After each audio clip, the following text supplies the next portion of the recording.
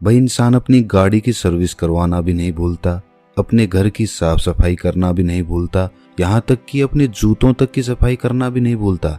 लेकिन अपने शरीर की सफाई वो कब करता है? आप सोच रहे होंगे कि भाई हम नहाते धोते तो रोज हैं, तो सफाई तो हो ही जाती है। मैं बाहर की सफाई की बात नहीं कर रहा, मैं भीतर की सफाई की बात कर रहा हूँ, पेट की सफाई की बात कर रहा हूँ। भाई वाघ भट्ट जी ने आयुर्वेदा में लिखा है कि 99% बीमारियां पेट से पैदा होती हैं। चलिए पहले ये समझ लेते हैं कि हमारे पेट से बीमारियां पैदा कैसे होती हैं, और तभी हम समझ पाएंगे कि फिर उस पेट को साफ कैसे करना है। आपको ऐसे बहुत सारे लोग दिखेंगे जो अपनी बीमारियों के कारण दुखी रहते हैं, डॉक्टरों के पास घूमते रहते हैं, किसी वैद्य के पास जाते रहते हैं, और फिर उनका जीवन दवाइयों के सहारे चलने लगता है। और ये भी हकीकत है कि उन दवाइयों से उन्हें कुछ देर के लिए तो आराम हो जाता है, लेकिन उस बीमारी की जड़ कभी नहीं जाती। और जैसे ही वो दवाई लेना छोड़ते हैं तो दर्द फिर से उनको परेशान करने लग जाता है। भाई कितने ही लोग आपने देखे होंगे, और वास्तविकता में तो आपके परिवार में भी ऐसे लोग होंगे। किसी के हाथ में दर्द होता है, किसी के घुटनों में दर्द होता है, किसी के पैर में दर्द होता है, और किसी के डायबिटीज है, किसी का लीवर खराब है, किसी को पथरी है। लेकिन समझने की बात यह है कि जिस तरह एक बीज से एक पेड़ बनता है, उसी तरह हमारे पेट में जमा गंदगी से ही इन सारी बीमारियों का जन्म होता है। भाई ये तो हम सभी जानते हैं कि फलों और कच्ची सब्जियों को पचने में तकरीबन 2 से 3 घंटे लगते हैं। वहीं पर अगर हम अनाज की बात करें, जैसे गेहूं या फिर कोई और अनाज, तो उसको पचने में 5 से 6 घंटे लगते हैं। लेकिन अगर हम बात करें मांस या मछली या फिर नॉन वेज की, तो उसको पचने में 15 से 20 घंटे लग जाते हैं। अब जो हम खाते हैं वो किस तरह गंदगी के रूप में हमारे शरीर में जमा हो जाता है, ये बड़े ध्यान से समझना। ये समझोगे तभी ये समझ पाओगे कि उस गंदगी को बाहर कैसे निकालना है। इससे मैं आपको आसान तरीके से एक उदाहरण के माध्यम से समझाता हूँ। मान लीजिए कि आप अपनी गाड़ी लेकर अपने घर से जाते हैं। रास्ते में गाड़ी सड़क पर चलती है, और कुछ दूर सड़क पर चलने के बाद सामने कीचड़ आ जाता है। अब जब कीचड़ में से गाड़ी होकर निकलेगी तो उसके टायर पे भी कीचड़ लगेगा, उसका टायर गंदा होगा। अब वो कीचड़ कुछ दूर बाद खत्म हो गया और आप फिर से सड़क पर आ गए। अब फिर से जब गाड़ी सड़क पर चलने लगेगी तो हो सकता है उसका कीचड़ हट जाए, लेकिन वो कीचड़ पूरी तरह से साफ नहीं होता, वो ऊपर ऊपर से साफ हो जाएगा। आप किसी चीज से साफ करेंगे तो भी वो ऊपर से ही साफ होगा, क्योंकि टायर पर जब हम देखते हैं तो उसमें लेयर्स बनी होती हैं, उसमें एक स्पेस बना होता है, एक जगह बनी होती है, और उसमें मिट्टी फंसी रहती है, कीचड़ भी उसी में फंसा रहता है। तो ऊपर से साफ करने पर वो ऊपर ऊपर से साफ होता है। उस टायर को पूरी तरह से साफ करने के लिए आपको तेज प्रेशर से उस पर पानी डालना होगा, तब उस बीच वाले स्पेस से वो मिट्टी निकल कर बाहर आएगी। लेकिन अगर हम हाई प्रेशर से उस पर पानी नहीं मारते हैं तो वो मिट्टी सालों सालों तक उसमें फंसी रहती है और टायर यूं ही चलता रहता है। उसी तरह जब हम कोई खाना खाते हैं तो पहले तो वो खाना हमारे मुंह में आता है, मुंह में हम उसे चबाते हैं, फिर वो हमारे पेट में पहुंचता है, जहां पर हमारी इंटेस्टाइन उसमें से रस लेती है, उसमें से जो भी न्यूट्रिशंस होते हैं उन्हें खींच लेती है, और उसके बाद उसे स्मॉल इंटेस्टाइन में भेज देती है, जहां से वो अपने रास्ते से बाहर आ जाता है।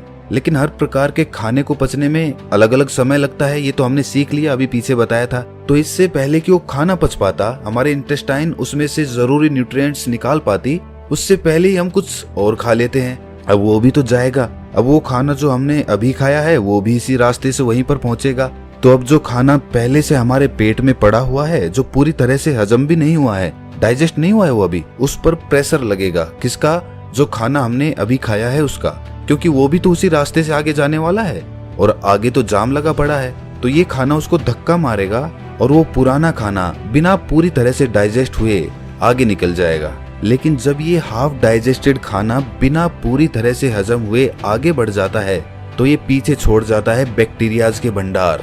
बहुत सारे बैक्टीरियाज होते हैं जो पीछे छूट जाते हैं, और ये बैक्टीरियाज हमारे इंटेस्टाइन से, यानी कि हमारे पेट की, हमारे स्टमक की जो इनर वॉल्स होती हैं उनसे चिपक जाते हैं, चिपट जाते हैं। उसी तरह जैसे वो कीचड़ उस गाड़ी के पहिए पर लगा था, ठीक उसी प्रकार अब हमारी इंटेस्टाइन तो खाने से न्यूट्रिशंस खींचने के लिए बनी है। तो जब हमारी इंटेस्टाइन खाने से न्यूट्रिशंस खींचती है और शरीर के दूसरे अंगों में उन्हें पहुंचाती है, तो उन न्यूट्रिशंस के साथ ये बैक्टीरियाज जो पहले से ही हमारे इंटेस्टाइन से चिपके हुए थे, ये भी खून के साथ अलग अलग अंगों में पहुंच जाते हैं। जब ये बैक्टीरिया वाला खून हमारे शरीर के अलग अलग अंगों पर पहुंचता है तो अलग अलग प्रकार की बीमारी पैदा होती है।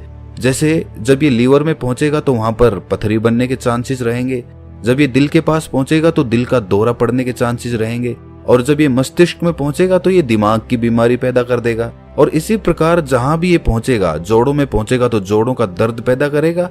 तो इसीलिए समय समय पर हमें अपने पेट की सफाई करते रहना चाहिए ताकि हमारे इंटेस्टाइन में वो बैक्टीरिया जमा ना होने पाए। चलिए मैं आपसे पूछता हूँ कि घर की सफाई करने के लिए सबसे पहला स्टेप क्या होता है? भाई कॉमन सेंस की बात है कि अगर हमें अपने कमरे की सफाई करनी है तो हमें कमरे को खाली करना होगा। अगर फर्श साफ करनी है तो फर्नीचर को बाहर निकालना पड़ेगा। उसी तरह से हमें भी अपने पेट की सफाई करने के लिए ऐसे ही शुरुआत करनी चाहिए। अगर हम अपनी पूरी बॉडी को डिटॉक्स करना चाहते हैं तो सबसे पहले तो हमें अपने पेट को साफ करना होगा, जहां से सारी बॉडी में बैक्टीरिया सप्लाई हो रहे हैं। तो इसका सबसे अच्छा, सबसे पहला और सबसे आसान तरीका है व्रत करना, फास्टिंग करना चालू करिए। फास्टिंग करने से हमारा पेट खाली होगा, और जब हमारा पेट खाली होगा तभी तो हम उसकी सफाई कर पाएंगे। अब देखिए, फास्टिंग करना कुछ लोगों को बहुत डिफिकल्ट लगता है, बहुत कठिन भी होता भी है।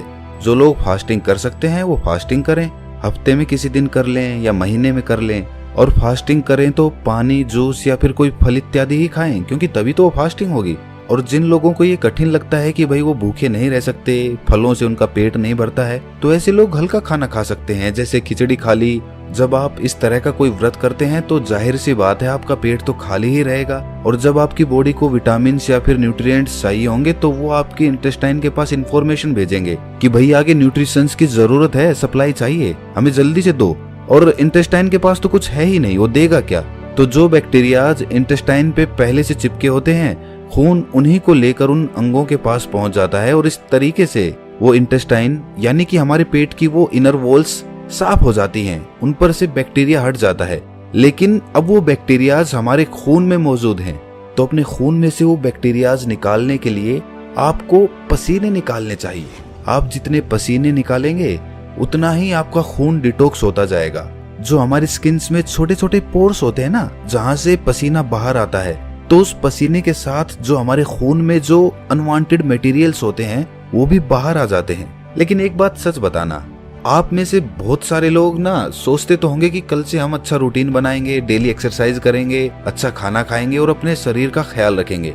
लेकिन अगली सुबह आते ही आप भूल जाते हो, फिर से वही रूटीन, फिर से लेट उठना, फिर से ऑफिस में जाना और फिर से आकर उसी तरह से रात में लेट सोना। देखिए, इसमें गलती इंसान की नहीं होती, इंसान का रूटीन ही ऐसा हो गया है। वो कभी रात की ड्यूटी करता है तो कभी दिन की ड्यूटी करता है, तो इस तरीके से उसका कोई रूटीन फिक्स हो ही नहीं पाता, और वो अंदर ही अंदर अपने मन में निराश होता चला जाता है।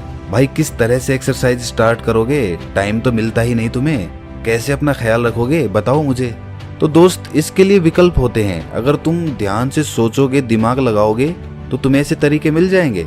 भाई इसके लिए हमें जापान के लोगों से सीखना चाहिए। जापान के लोगों का भी शेड्यूल इसी तरह बिजी रहता है, उन्हें टाइम मिल ही नहीं पाता कि वो एक्सरसाइज करें। उस देश में भी ज्यादातर लोगों को टाइम मिल ही नहीं पाता कि वो एक्सरसाइज कर लें, इसीलिए वो अपने पास एक साइकिल रखते हैं। कहीं जाना हो इधर उधर, छोटी मोटी जगहों पे, ज्यादा दूर नहीं जाना हो, वहां पर वो अपनी साइकिल का इस्तेमाल करते हैं, वरना तो पब्लिक ट्रांसपोर्ट में या फिर खुद की कार से ट्रेवल करते हैं। ज्यादा दूर नहीं, लेकिन छोटी जगहों पे कुछ दूर जाने के लिए वहां तो हम साइकिल का इस्तेमाल कर सकते हैं।